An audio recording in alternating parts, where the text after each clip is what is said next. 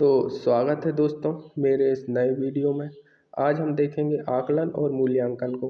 देखेंगे कि आकलन और मूल्यांकन में क्या विशेष अंतर होते हैं या क्या होते हैं आकलन और क्या होता है मूल्यांकन। तो चलिए आज की क्लास बिना टाइम वेस्ट करते हुए हम शुरू करते हैं। सबसे पहले देखते हैं आकलन। आकलन को इंग्लिश में असेसमेंट कहा जाता है। तो आकलन क्या है? तो जब आपके दिमाग में यह डाउट आए तो सबसे पहले आपको सोचना है कि आकलन वह प्रक्रिया है जब हम किसी बच्चे को पढ़ाते हैं या पढ़ाते समय क्लास में जब हम बच्चों के ज्ञान को ठीक तरीके से सुधारात्मक करने के लिए इस प्रक्रिया को अपनाते हैं ताकि बच्चे और अच्छे से सीख सकें या जहाँ पर वो गलती कर रहे हैं उसे सुधार सकें। तो यह क्रिया जो है बच्चों की पढ़ाई के समय निरंतर चलने वाली प्रक्रिया होती है। इसे हमने आकलन कहा गया है। तो कैसी है यह?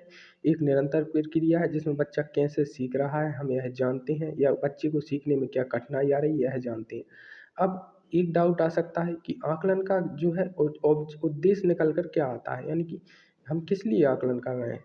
तो आकलन का जो मेन जो ऑब्जेक्टिव होता है वह होता है फीडबैक देना, यानी कि बच्चे को में जैसे ही हमने आकलन किया कि हाँ बच्चे को यहाँ पर दिक्कत आ रही है या इस चीज़ में जो है बच्चा कमज़ोर दिख रहा है या इस चीज़ में बच्चा अच्छा है, तो उसे हम तुरंत ही फीडबैक दे देंगे, उसमें सुधार कर देंगे जिससे कि बच्चा ज़्यादा गलत ना हो पाए।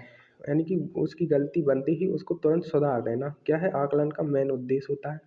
अब आकलन कब होता है तो मैं आपको बता दिया, पढ़ाते समय यानी गतिविधियों के दौरान ही क्या होता है आकलन होता है। कोई भी आप एक्टिविटी जब कराएंगे तो उसके समय आपको लगातार आकलन बच्चों का करते रहना होता है।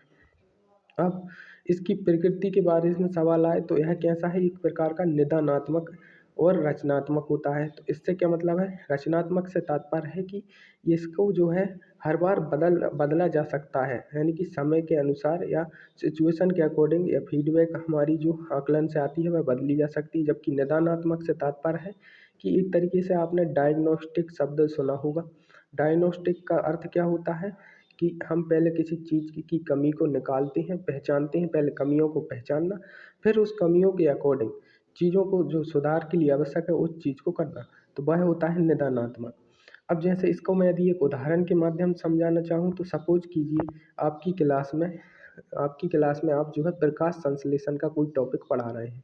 अब आप प्रकाश संश्लेषण का टॉपिक पढ़ाते समय बच्चों से पूछते हैं कि बताओ पौधे जो है अपना भोजन किन किन चीज़ों से बनाते हैं। अब आपको जो है क्लास में कई तरह के ओपिनियन मिल सकते हैं।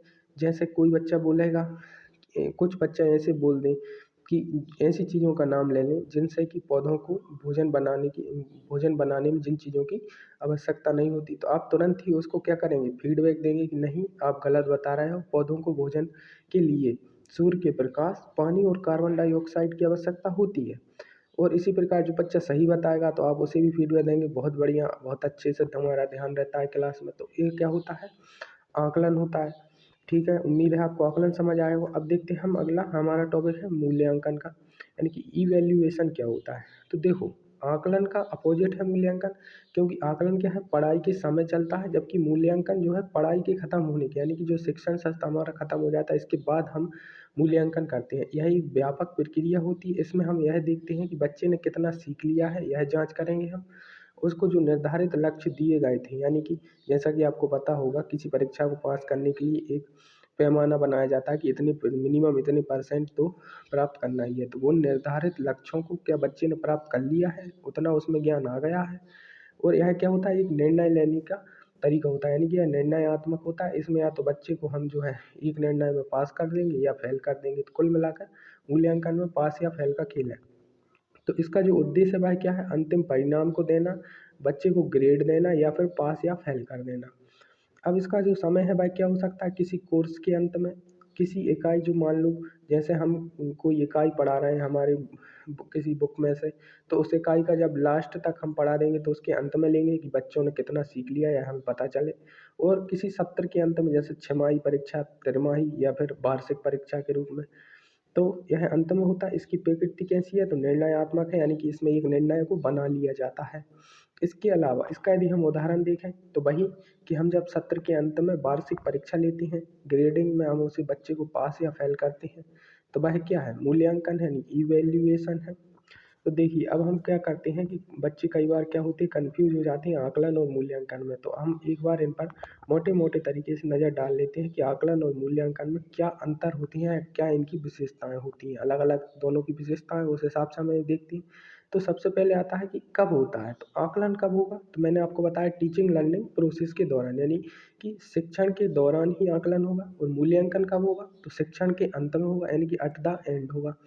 इसके बाद इसका मुख्य ध्यान किस पर है आकलन का, तो आप देख सकते हैं आकलन का मुख्य ध्यान किस पर होता है, सीखने की प्रक्रिया पर, यानी कि जो प्रोसेस चल रही है सीखने की उस पर ध्यान दिया जाता है कि वहाँ से आप भटक तो नहीं रहे हो या आप सही जा रहे हो कि नहीं जा रहे हैं, इसको देखने के लिए। जबकि मूल्यांकन सीखने के बाद होता है, जब परिणाम प्राप्त करना होता है, यानी कि हमने जो इतना सिखाया तो उसका प्रोडक्ट निकला कितना, 100 में से कितना कर पा रहे हो आप। यदि कोई सब्जेक्ट 100 का है तो उसमें से कितना कर पा रहे हैं, तो यह क्या है, मूल्यांकन है। अब उद्देश्य देखें तो आकलन का उद्देश्य क्या है, हमें सुधार करना है बच्चे में और उसे एक फीडबैक देनी है। यानी बच्चा अच्छा भी कर रहा है तब भी हम उसे शाबाशी देंगे, फीडबैक देंगे कि और ऐसा करो तो और अच्छा होगा। और यदि बच्चा गलत कर रहा है तो उसमें सुधार तो करना ही करना है। अब मूल्यांकन में देखो, स्तर की जांच और ग्रेड देना क्या होता है, मेन जो उद्देश्य होता है। अब जो मूल्यांकन के प्रकार हैं वह होते हैं योगात्मक यानी सम्मेटिव, और आकलन का प्रकार होता है रचनात्मक यानी कि फॉर्मेटिव। तो इसको भी आपको याद रखना है। चलिए अब कुछ इम्पोर्टेंट पॉइंट्स पर भी नज़र डालते हैं जो परीक्षा की दृष्टि से उपयोगी या उपयोग में आए जा सकते हैं। तो देखिए 3 शब्द चलते हैं जो कि काफ़ी बच्चों को कन्फ्यूज करते हैं। एक होता है अधिगम के लिए आकलन, यानी कि असेसमेंट फॉर लर्निंग, अधिगम का आकलन असेसमेंट ऑफ लर्निंग, और अधिगम के रूप में आकलन यानी कि असेसमेंट एज लर्निंग। ये तीनों शब्दों का मीनिंग आपको समझना आना चाहिए, क्योंकि इससे क्वेश्चन जो है परीक्षा में सीधे पूछ लिए जाते हैं। जैसे अधिगम के लिए आकलन क्या है, तो यह एक रचनात्मक प्रकार है, यानी कि यह क्या है, असेसमेंट का एक रचनात्मक प्रकार होता है। और शिक्षक पढ़ाते समय देखते हैं कि बच्चे को हम कहाँ पर मदद कर सकते हैं, तो उसे कहेंगे अधिगम के लिए आकलन। और अधिगम का आकलन क्या होगा, यह एक प्रकार से योगात्मक होगा और इसे सत्र के अंत में होता है, जैसे कि परीक्षा लेना। यानी कि अधिगम का आकलन का मतलब क्या हुआ, एक तरीके से मूल्यांकन ही हुआ। इसके बाद आता है अधिगम के रूप में आकलन, इसे बोलते हैं सेल्फ असेसमेंट। इसको आपको सीधा याद रखना है, अधिगम के रूप में आकलन का मतलब है सेल्फ असेसमेंट, जब बच्चा खुद से ही अपना आकलन करे कि अच्छा मैं ये गलत कर रहा था, अच्छा मुझे ऐसा करना चाहिए और अच्छा रिजल्ट मिलेगा, तो ये क्या है, सेल्फ असेसमेंट या अधिगम के रूप में आकलन। अब हम इसका निष्कर्ष निकाल सकते हैं दोस्तों, जैसे आकलन हमें बताता है कि बच्चे को कैसे सुधारें, जबकि मूल्यांकन हमें बताता है कि बच्चे ने क्या हासिल कर लिया है। एक अच्छे शिक्षक के रूप में आपको आकलन पर अधिक जोर देना चाहिए ताकि अंत में मूल्यांकन में बेहतर परिणाम आ सके। तो देख रहे हैं, अच्छे शिक्षक के रूप में यदि आपसे पूछे कि आपको किस पर जोर देना है, आकलन पर मूल्यांकन पर, तो आपका आंसर आकलन होगा, क्योंकि आकलन ही तो है जो हम शिक्षण लर्निंग क्रिया के दौरान कर रहे हैं, जबकि मूल्यांकन तो अंत में होना ही होना है। तो हमें मूल्यांकन पर ध्यान ना देते हुए आकलन पर ध्यान देना है। यदि हमारा आकलन सही रहेगा तो मूल्यांकन ऑटोमेटिक ही क्या होगा, बच्चों का सही हो जाएगा। तो उम्मीद करता हूँ दोस्तों आपको आकलन और मूल्यांकन समझ आए होंगे। इनका मैंने जो है एक ब्रीफ इंट्रोडक्शन भी दिया आपको। धन्यवाद, मिलते हैं आपसे अगली वीडियो में।